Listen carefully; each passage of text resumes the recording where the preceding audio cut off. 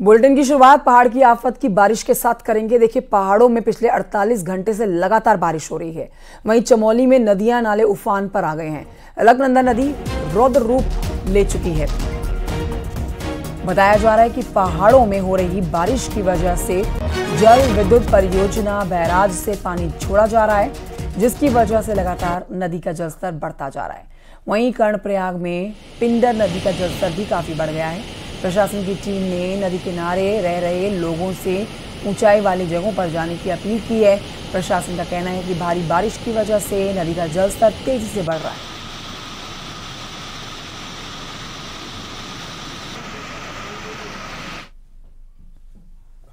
उधर कुमाऊं की बारिश के बाद बरसाती नाले भी उफान पर आ गए हैं। रामनगर में बरसाती नाले उफान पर बह रहे हैं। मोहान के पास एक कार बरसाती नाले में फंस गई, जिसे वहां मौजूद लोगों ने कड़ी मशक्कत के बाद निकाला है। पहाड़ों में लगातार बारिश हो रही है, जिसकी वजह से गदेरे उफान पर हैं। वहीं प्रशासन भी लोगों से अपील कर रहा है कि नालों के उफान को देखकर उसे पार ना करें।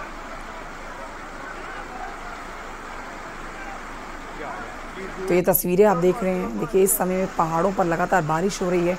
उत्तराखंड में इस समय झमाझम मानसून हर दिन बरस रहा है। 7 तारीख तक का ये मौसम विभाग का अनुमान है कि लगातार बारिश ऐसे ही होगी। खासतौर पर कुमाऊं में तो स्कूल कॉलेज बंद रहने वाले हैं आज भी।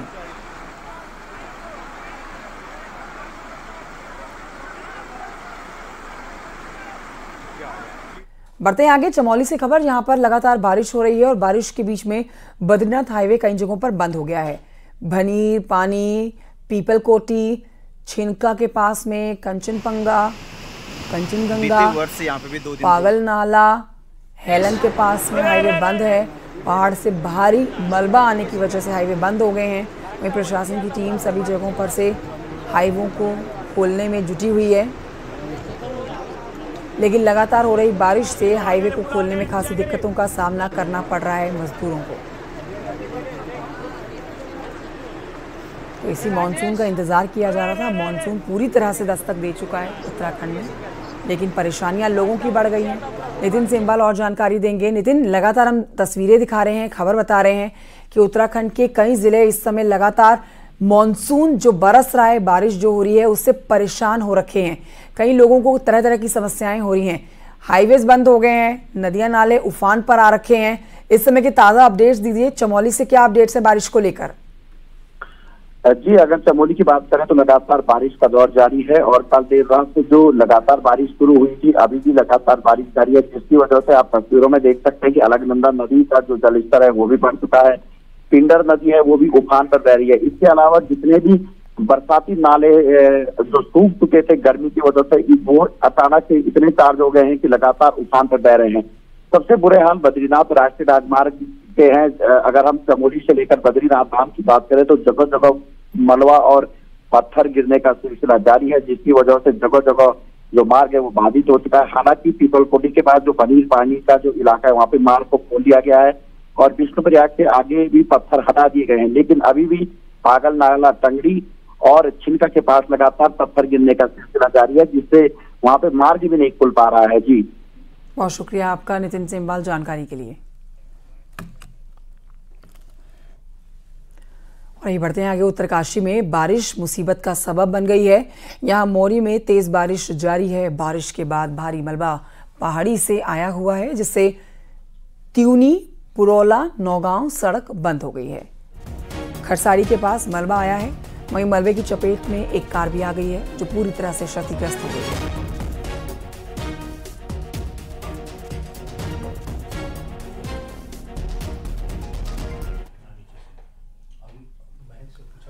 उत्तरकाशी में यमुनोत्री नेशनल हाईवे बंद हो गया है। यमुनोत्री हाईवे डाबरकोट के पास बंद हो गया है। तस्वीरें भी आप देख रहे हैं। पहाड़ी से मलबा आने से हाईवे बंद है। हाईवे बंद होने से चारधाम यात्री फंसे हुए हैं। प्रशासन की टीम हाईवे खोलने में जुटी हुई है। वहीं गंगोत्री हाईवे को बीआरओ की टीम खोल रही है। गंगोत्री हाईवे हेलगू घाट के पास बंद था।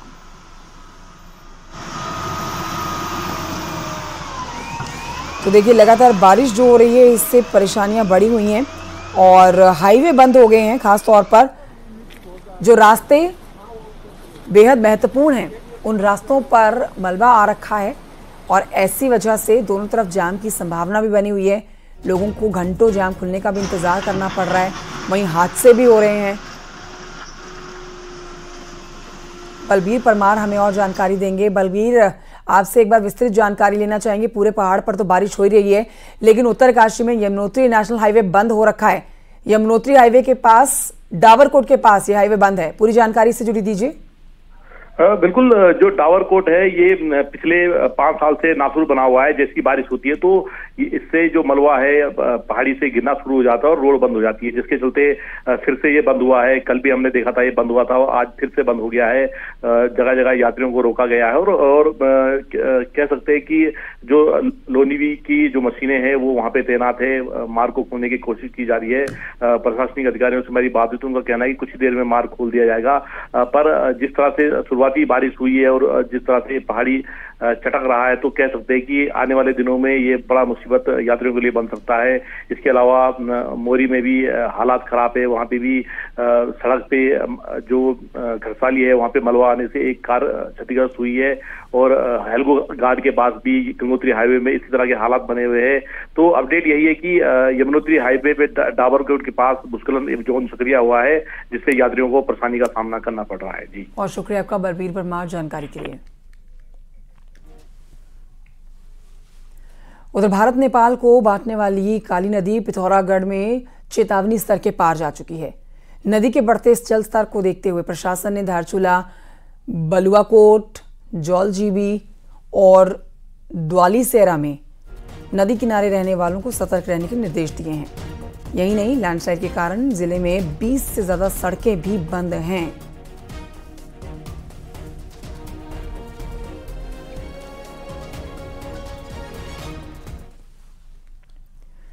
कोटद्वार से दुगड्डा के बीच में भारी भूस्खलन होने के चलते जगह जगह पर डेंजर जोन बन चुके हैं, जिससे रोजाना हजारों यात्री अपनी जान हथेली में रखकर यात्रा करने को मजबूर हैं।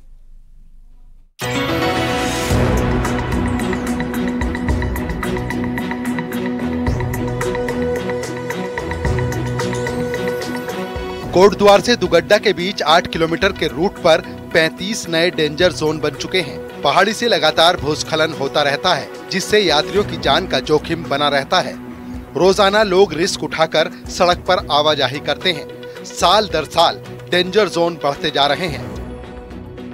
जो रिव्यू है उसमें लगभग 8 किलोमीटर के जोन में 35 लैंडस्लाइड हमारी नए लैंडस्लाइड पॉइंट्स बने और इसके लिए लास्ट ईयर भी उनके द्वारा जो एस्टिमेट्स भेजे गए थे वो अभी पास होना और उन प्रोसेस में है। भूस्खलन के चलते पौड़ी रूट पर दुगड्डा कोटद्वार के बीच का पैच नासूर बनता जा रहा है। रोजाना कई घंटों तक सड़क बंद हो जाती है, जिससे यात्रियों को घंटों सड़क पर इंतजार करना पड़ता है। तो साहब यही जाने मतलब या PWD जाने, हम क्या बोल सकते हैं। मतलब इसका व्यवस्था तो होनी चाहिए। कैसे नहीं, क्यों नहीं होना चाहिए। इसमें जहाँ पर बहुत ज्यादा भूस्खलन होती है वहाँ पर मतलब कि ऊपर भी तो सड़क जा सकती है, तो बाकी क्या बोले। कोटद्वार दुगड्डा रूट लैंसडाउन, पोखड़ा समेत चौबट्टा खाल और पौड़ी का मुख्य रूट है। ऐसे में बरसात होते ही हजारों यात्रियों समेत पहाड़ वासियों को भी भारी दिक्कतों का सामना करना पड़ता है। हालात ये हो जाते हैं कि पहाड़ों पर समय पर राशन तक नहीं पहुंच पाता है। लोगों का आरोप है कि बरसात से पहले इस रूट का ट्रीटमेंट नहीं किया गया, जिसका खामियाजा अब राहगीरों को उठाना पड़ रहा है। अनुपम भारद्वाज, न्यूज़ 18, कोटद्वार।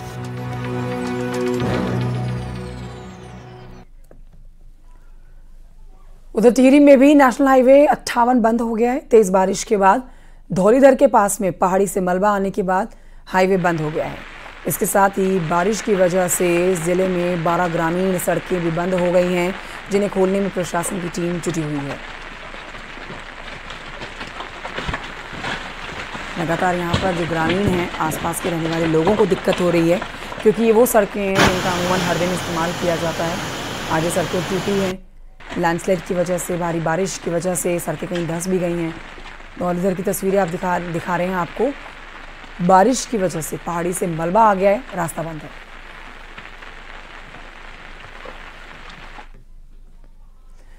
उत्तराखंड के पहाड़ी इलाकों में तेज बारिश लगातार जारी है। कुमाऊं के सभी जिलों में बारिश का ज्यादा प्रभाव है, जबकि गढ़वाल में भी चमोली, पौड़ी, रुद्रप्रयाग उत्तरकाशी में बारिश जारी है।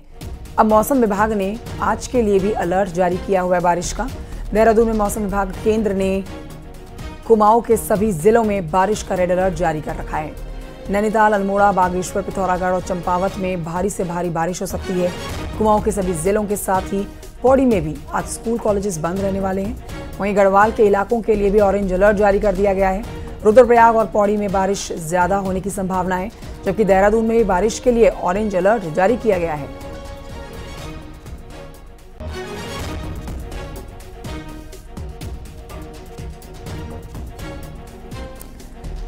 तस्वीरें आपको हम लगातार दिखा रहे हैं। देखिए, मॉनसून जो दस्तक दे चुका है उत्तराखंड में, वो किस तरह से परेशानी का सबब बना हुआ है। हर तरफ पानी ही आप देखेंगे।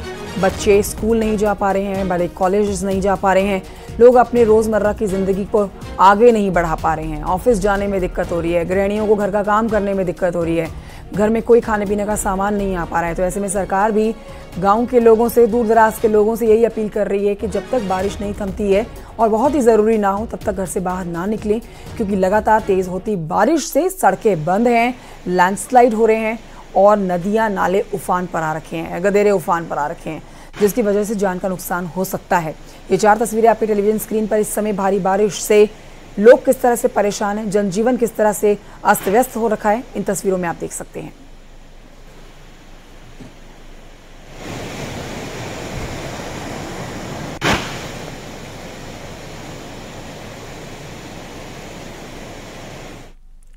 और आइए आगे बढ़ते आपको बताते हैं कि बारिश के बाद हालात अब कैसे हो रहे हैं। आपको दिखाते हैं स्मार्ट सिटी कहे जाने वाले देहरादून में अगर सड़क स्विमिंग पूल बन जाए, समंदर की लहरें जैसा आपको एहसास सड़क कराने लग जाए, तो क्या कहेंगे आप? भैया देखिए, अब इस बार जैसे बारिश हो रही है, लोगों को ऐसा लग रहा है, ऐसा एहसास हो रहा है कि तुरंत ऐसा हालात और ऐसी तस्वीरें जल्द सामने आ सकती हैं।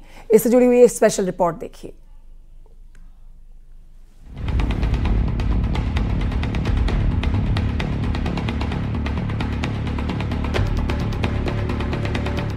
देहरादून में मानसून की बारिश ने सिस्टम की धज्जियां उड़ा कर रख दी हैं।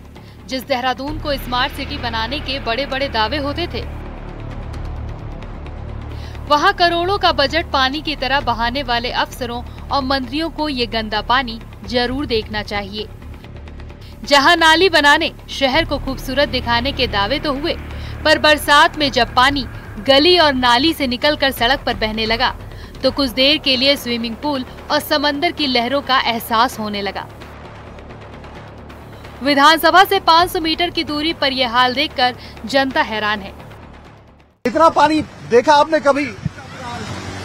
नहीं देखा, देखा बस। क्या मानते हैं, कौन जिम्मेदार है? प्रकृति।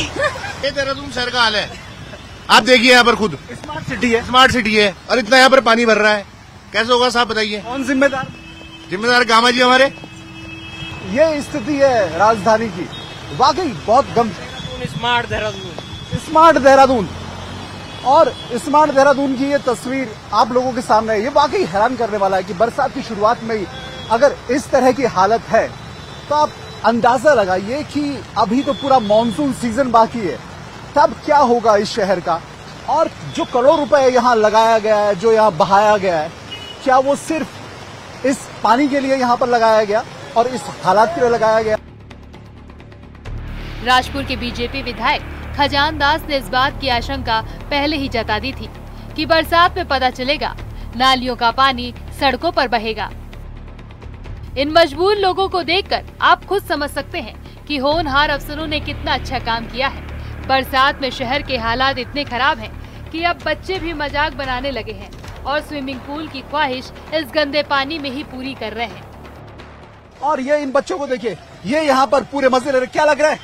बहुत अच्छा लग रहा है गाइस, आज यहाँ पर स्मार्ट सिटी में यहाँ पर बारिश हो रही है, बहुत अच्छा लग रहा है। लोगों के लिए बहुत बुरा हो रहा है। ये लोगों के लिए इतनी तकलीफ आई है, लोगों को बहुत ज्यादा। ये बच्चे, इनको आप सुन सकते हैं कि ये बेहद खुश है, इसमें तैर रहे हैं। अगर बच्चा इसमें तैर सकता है तो समझ सकते हैं कि स्विमिंग पूल के बराबर इसकी गहराई जरूर है, लेकिन इस गहराई को और इस हालात को उत्तराखंड का प्रशासन, शहरी विकास विभाग और कोई भी अथॉरिटी समझने को तैयार नहीं है। देहरादून में करोड़ों रुपए इसीलिए खर्च किया गया ताकि ड्रेनेज सिस्टम सुधरे और बरसात का पानी नालियों में बहे। लेकिन बरसात ने बता दिया कि शहर में विकास के नाम पर कैसे जनता का पैसा बर्बाद हुआ है। देहरादून से न्यूज़ 18 के लिए दीपांकर भट्ट की रिपोर्ट। देहरादून से इस समय एक बड़ी खबर आ रही है। अगला विधानसभा का सत्र गैरसैंण में होगा। अगस्त के पहले हफ्ते में सत्र की तैयारी है। वहीं गैरसैंण में विधानसभा सत्र कराने को लेकर जल्द कैबिनेट में प्रस्ताव लाया जाएगा। 2 सितंबर से पहले अगस्त अगला विधानसभा सत्र होना है।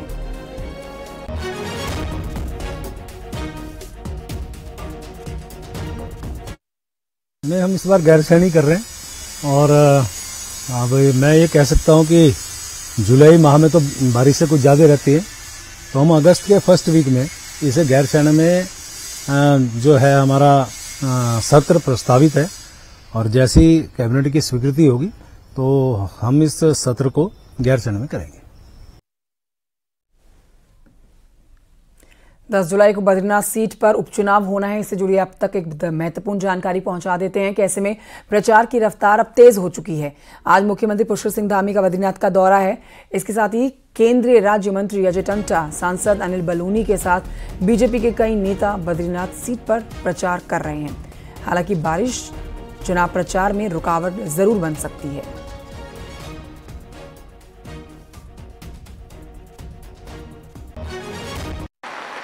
पहाड़ों में पिछले 48 घंटों से लगातार रुक रुक कर बारिश का दौर जारी है। आप तस्वीरों में भी देखिए किस तरीके से यहाँ पे लगातार बारिश हो रही है और बारिश की वजह से जो जनजीवन है वो अस्त व्यस्त हो गया है। कई जगहों पर सड़क मार्ग पर मलबा आने की वजह से वहाँ पे भी यात्री जो हैं वो रास्तों में फंसे हुए हैं। इसके अलावा नदी नाले जितने भी हैं वो उफान पर बह रहे हैं। बद्रीनाथ विधानसभा उपचुनाव के लिए प्रचार प्रसार भी हो रहा है, लेकिन मौसम की वजह से कहीं ना कहीं मुश्किलें बढ़ती जा रही हैं।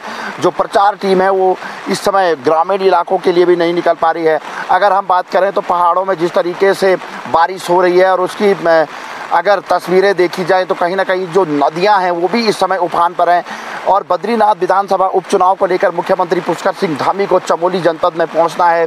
जोशीमठ, पोखरी और गोपेश्वर में उनकी जनसभाएं भी रखी गई हैं, लेकिन फिलहाल मौसम कहीं ना कहीं उनके दौरे को लेकर भी मुश्किलें पैदा कर रहा है।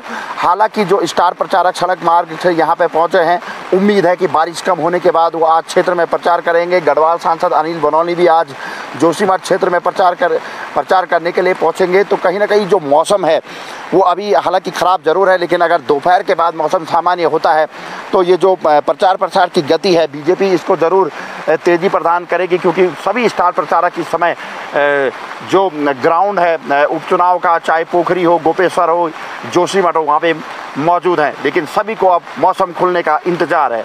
नितिन सेमाल, न्यूज़ 18। मंगलौर उपचुनाव से जुड़ा हुआ एक बड़ा अपडेट दे देते हैं, जहां पर प्रचार अब अंतिम दौर में चल रहा है। बीजेपी कांग्रेस के नेता प्रचार में डटे हुए हैं, जुटे हुए हैं और कांग्रेस के प्रदेश प्रभारी कुमारी शैलजा ने मंगलौर के मुडलाना गांव में प्रचार भी किया है। कांग्रेस उम्मीदवार के लिए वोट मांगे हैं। इस दौरान कांग्रेस के नेता हरीश रावत, प्रीतम सिंह, कांग्रेस के विधायक उनके साथ कार्यक्रम में मौजूद रहे हैं।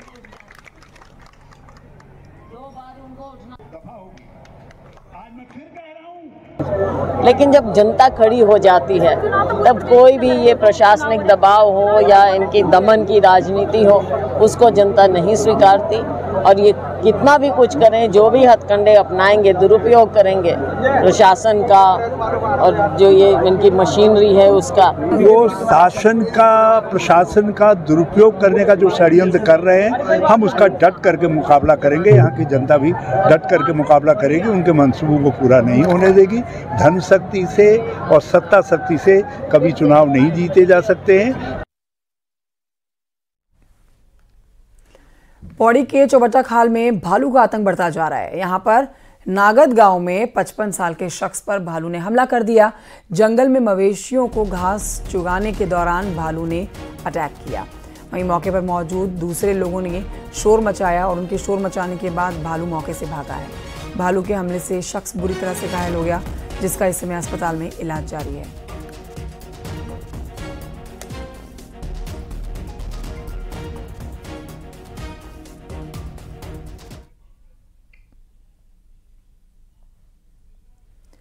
बढ़ते हैं आगे, आपको बताते हैं गंगा और यमुना अपने मायके यानी कि गंगोत्री और यमुनोत्री धाम में ही गंदगी ढोने का विवश है। आस्था और परंपरा के नाम पर तीर्थयात्री अपने कपड़े और श्रृंगार का सामान सीधे इन नदियों में बहा देते हैं। प्रशासन ने इसकी रोकथाम के लिए गाइडलाइन तो बनाई है, मगर नदियों को लगातार मैला किया जा रहा है। देखिए इससे जुड़ी हुई ये रिपोर्ट। नदियों के किनारे लगे कपड़ों के अंबार की तस्वीरें यमुनोत्री और गंगोत्री धाम की हैं। कपड़ों के इस ढेर के जिम्मेदार यहाँ आने वाले तीर्थयात्री हैं। चार धाम की यात्रा पर आने वाले तीर्थयात्री आस्था और परंपरा के नाम पर अपने नए पुराने कपड़े और श्रृंगार का सामान इन नदियों और घाटों पर छोड़ देते हैं। हैरत की बात तो ये है कि तीर्थयात्रियों को रोकने टोकने वाला कोई नहीं है। स्वच्छता का ढोल पीटने वाला जिला प्रशासन भी सिर्फ कागजी बातों से काम चला रहा है। इस समय शुरुआत में मैंने एक गाइडलाइंस भी जारी इसमें कर रखी है कि इस प्रकार यात्रियों को जागरूक किया जाए, समझाया जाए, बुझाया जाए और उनको इस प्रकार धोती, साड़ी और ये इस टाइप जो श्रृंगार के आइटम है गंगा नदी में ना फेंकें। एक क्लियर कट मैंने आदेश तो कर रखा है, लेकिन चूंकि अब ये धार्मिक परंपरा से जुड़ा हुआ बिंदु है, कोशिश यही रहती है कि वो ना डालें। गंगा और यमुना अपने मायके यानी गंगोत्री और यमुनोत्री धाम में ही गंदगी ढोने को मजबूर है। इससे दोनों नदियों की स्वच्छता पर संकट के बादल मंडरा रहे हैं। जिलाधिकारी ने इसे लेकर निर्देश तो जारी कर रखे हैं, लेकिन परंपरा और आस्था की वजह से नदियां लगातार मैली हो रही हैं। जागरूक भी वहाँ उन लोगों को किया जाता है। जो हमारा पीए सिस्टम है, जो अनाउंसमेंट सिस्टम है, उससे भी लगातार यात्रियों को कहा जाता है कि आप गंगा में इस प्रकार के जो साड़ी, धोती, कपड़े इनको न डालें। इससे गंगा की अविरलता, उसकी पवित्रता पर प्रभाव पड़ता है। गंगोत्री और यमुनोत्री से आई तस्वीरें हैरान करने वाली हैं। जरूरत है कि धामों और नदियों को स्वच्छ रखने के लिए जागरूकता अभियानों के साथ साथ कड़े कदम भी उठाए जाएं। उत्तरकाशी से न्यूज़ 18 के लिए बलबीर परमार की रिपोर्ट।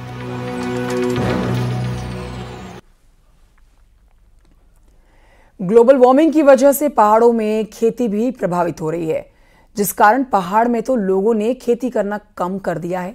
वहीं भारतीय कृषि अनुसंधान परिषद नए उन्नत बीजों को विकसित करने में जुटा है। पिछले 10 सालों में 2593 बीज 80 फसलों के लिए विकसित किए गए हैं। वहीं वैज्ञानिकों का यह भी मानना है कि ग्लोबल वार्मिंग से डिस्टर्बेंस से फसलों को सबसे ज्यादा नुकसान हुआ है।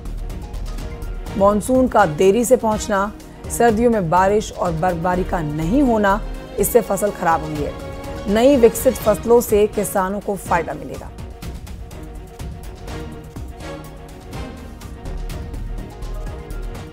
तो इसकी तरफ जो भारतीय कृषि अनुसंधान परिषद का जो पूरा जो हमारा अनुसंधान का कार्यक्रम है, हम क्लाइमेट रेजिलिएंट वैरायटीज के लिए एक स्पेशल ड्राइव उसमें है। और अभी जो पिछले 8-10 साल से इस पर शुरू से हम निरंतर प्रयास कर रहे हैं। और पिछले अगर हम बात करें 10 साल की, तो लगभग 2593 किस्में विकसित की, विभिन्न लगभग 80 फसलों की। हर प्रकृति का भी एक नियम होता है ना, जिस तरह से उसको हर चीज़ें चाहिए, वर्षा भी चाहिए, तापमान भी चाहिए, क्योंकि हर क्रॉप की एक स्टेज होती है। जब उतना तापमान आता है तब वो बढ़ती है, उसकी पैदावार पकने की ओर जाती है। और जब कुछ चीज़ें इस तरह से डिस्टर्बेंस हो रहा था, क्रॉप का साइकिल भी इनडायरेक्टली डिस्टर्ब होता रहता है। उत्तराखंड में सरकारी कर्मचारी और अफसरों की चाहत बढ़िया पोस्टिंग और ट्रांसफर की होती है, और इसके लिए कर्मचारी अफसर मंत्री तक जुगाड़ लगाने में नहीं चूकते हैं। पर मंत्री सौरभ बहुगुणा ने अपने विभाग में ऐसा करने वालों पर एक्शन की बात कही है। देखिए रिपोर्ट।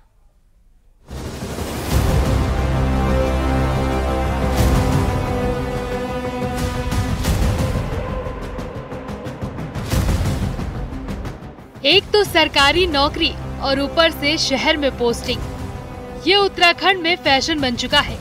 हर साल ट्रांसफर सीजन में कई अफसर और कर्मचारी मंत्रियों तक पहुंच जाते हैं, लेकिन मंत्री सौरभ बहुगुणा अफसर कर्मचारियों के इस व्यवहार को सही नहीं मानते। सौरभ बहुगुणा के मुताबिक ट्रांसफर पोस्टिंग के लिए सीधे मंत्री के घर आना ठीक नहीं है, इसीलिए अपने विभागों में उन्होंने ऐसा करने वालों पर कार्रवाई की बात कही है। देखिए, मैं इसके एकदम पक्ष में नहीं हूं कि कोई भी अधिकारी या कर्मचारी सीधा मंत्री के घर पे अपना ट्रांसफर पोस्टिंग सीख करे। मैंने अपने दोनों सचिव पुरुषोत्तम जी से और विजय जी से एक लेटर इशू करने के लिए कहा है डायरेक्टर्स को कि अगर कोई भी कर्मचारी मेरे घर पे डायरेक्ट अपनी पोस्टिंग और ट्रांसफर के लिए आएगा तो उसको।